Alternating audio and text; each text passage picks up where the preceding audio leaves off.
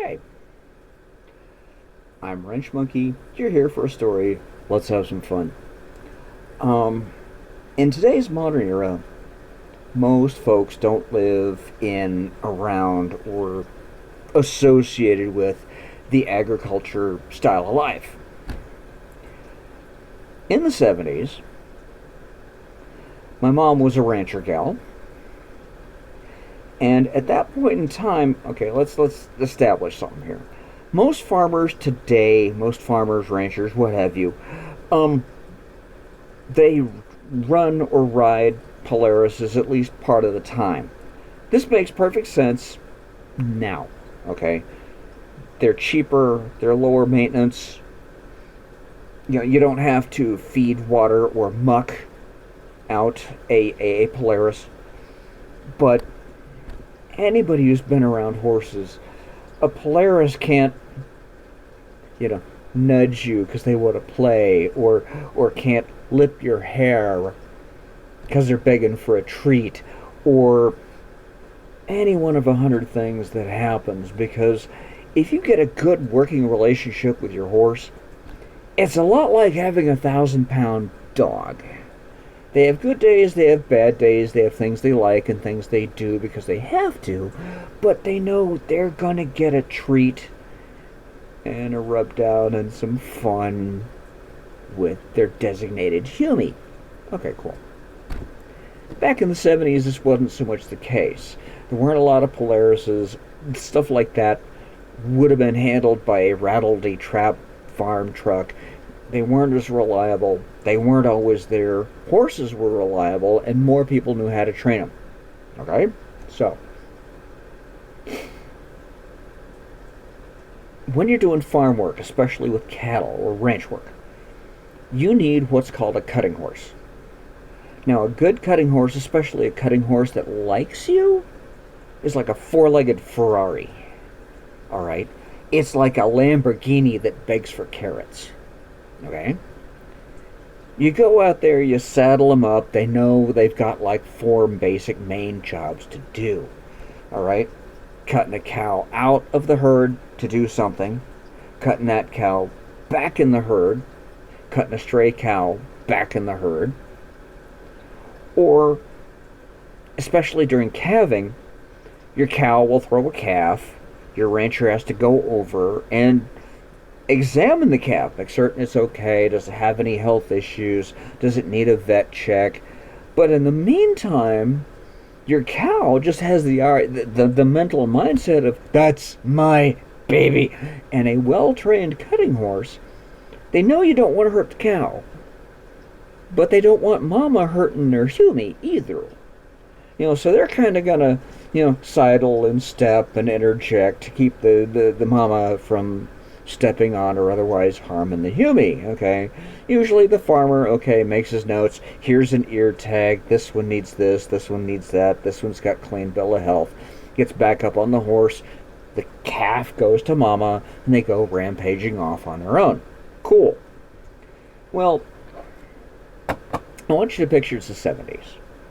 There's about a 1,200-pound tan, known as I believe a buckskin cutting horse with this white blaze on the forehead and two white socks, named a Concho.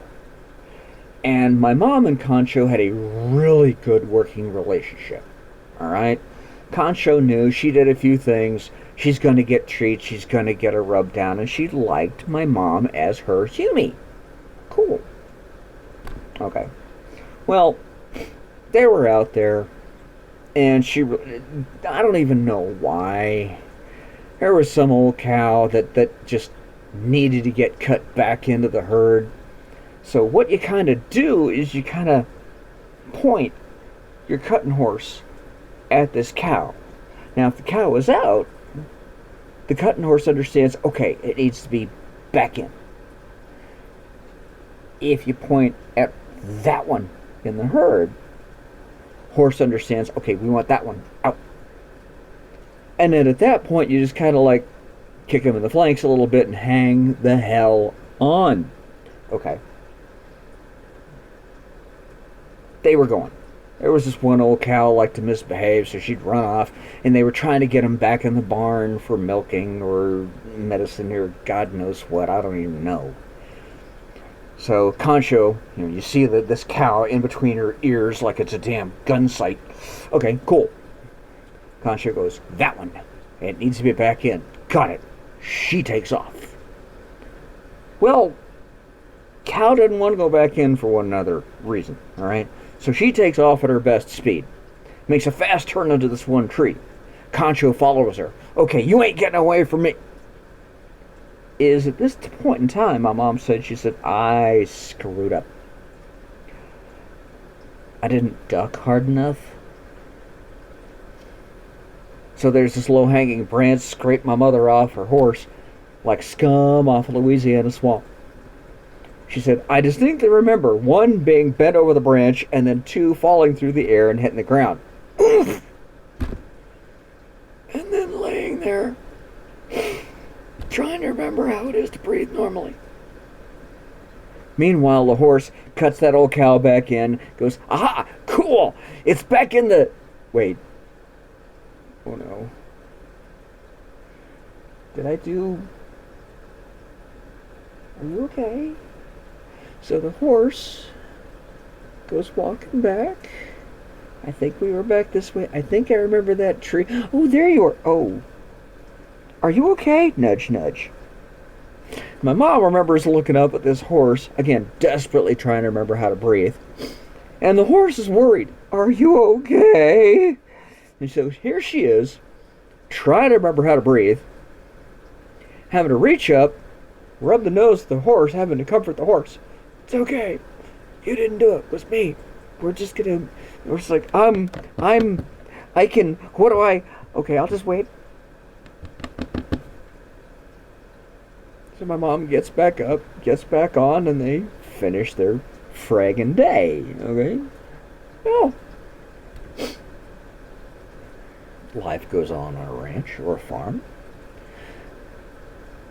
And later on, I don't even know, they had to cut some old cow out to get a flea dip, to get an inspection, to get a new ear tag, whatever.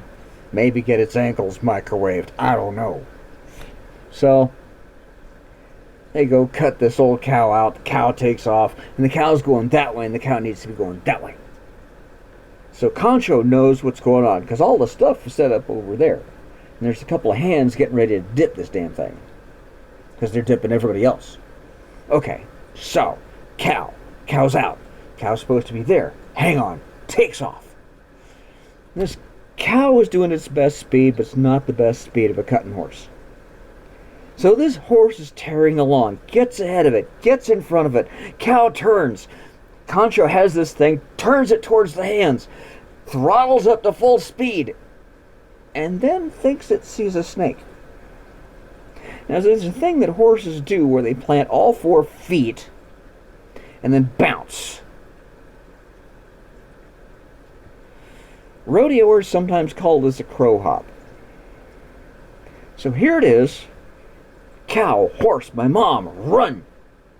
Horse thinks it sees a snake. So not only does it crow hop, its butt turns 180 degrees around.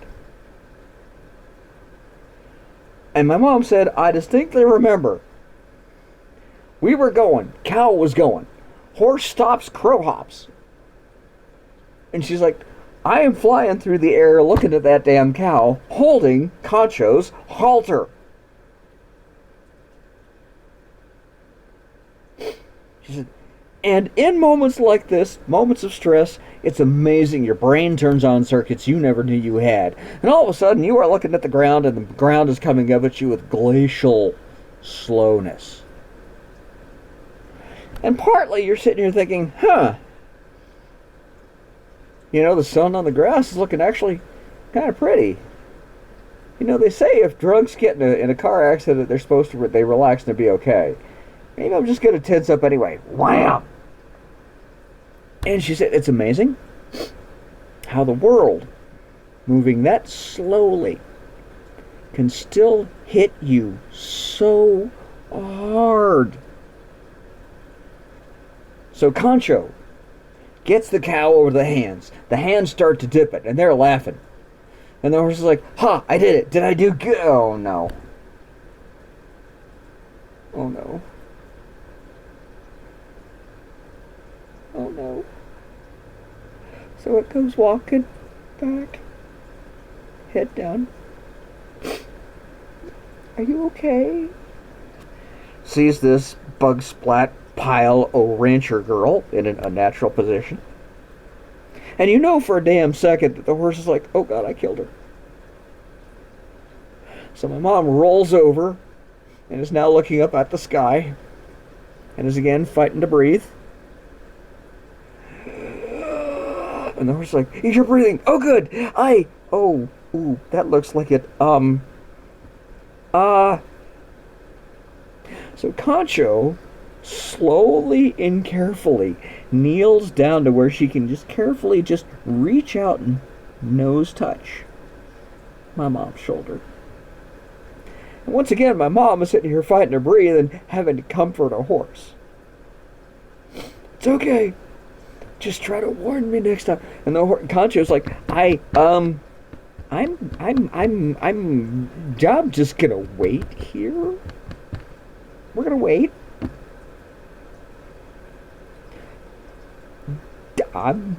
Take your time. But, you okay? My mom said she doesn't remember much of that whole rest of the damn day.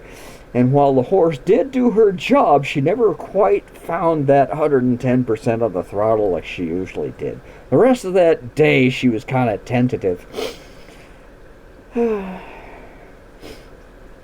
Apparently it took a week to get this dang horse from being slightly mental from running at full tilt with my mom on the back.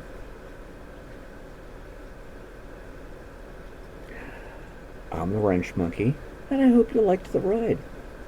Bye-bye.